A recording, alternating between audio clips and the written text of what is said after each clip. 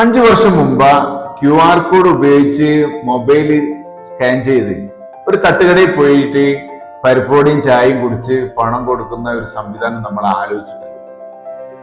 ഇപ്പൊ വരുന്ന 25 വർഷം കേരളത്തില് നല്ല ഡൈനാമിക് ഡെവലപ്മെന്റ് നടക്കുമെന്ന് ഒരു ദീർഘവീക്ഷണമുള്ള വിഷണറി ലീഡറാണ് നമുക്ക് ആവശ്യം. ഒരു ദ്വാരത്തിന് ഈ കൊടുവള്ളി പോലുള്ള ഒരു റോഡിലൂടെ ഡ്രൈവർ ഇല്ലാതെ വാഹനം പോകുമെന്ന് നമ്മൾ മനസ്സിലാക്കണം. അതല്ലെങ്കിൽ ഈ കാലഘട്ടത്തിൽ യൂണിവേഴ്സിറ്റി വരും, അതിലെ ഹോസ്പിറ്റലിലെല്ലാം റോബോട്ട് വരും, രോഗങ്ങളൊക്കെ മുൻകൂട്ടി പറയാൻ സാധിക്കും.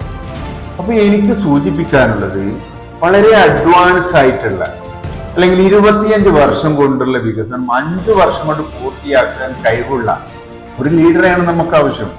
കേരളം ഒരു വികസനത്തിന് അനുയോജ്യമായിട്ടുള്ള ഒരു സ്റ്റേറ്റ് ആണ്.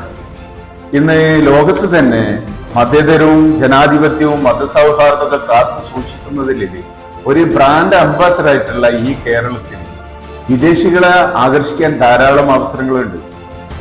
നമുക്ക് വിദ്യാഭ്യാസവും അതല്ലെങ്കിൽ ആരോഗ്യത്തിനൊക്കെ ലോകത്തുള്ള എല്ലാ സ്ഥലങ്ങളിൽ നിന്നും ആളുകൾ ഇവിടേക്ക് വരണം.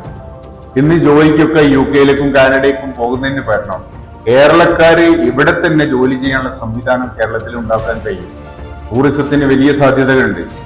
നല്ല ശുദ്ധമായ വെള്ളവും ശുദ്ധമായ വായുവും കിട്ടുന്ന ഈ പ്രദേശത്ത്, ഈ കേരള സംസ്ഥാനത്ത് പിന്നെ ദുബായ് പോലുള്ള ടൗണിനെ പോലെ തന്നെ ഷോപ്പിംഗ് മാളുകള്, അതിൽ വലിയ ഗോൾഡ് സൂക്കുകള്, അതിൽ വലിയ ഫ്ലാറ്റുകള്, വില്ലകള് എല്ലാം കേരളത്തിൽ അനുയോജ്യമായിട്ടുള്ള സ്ഥലമാണ്.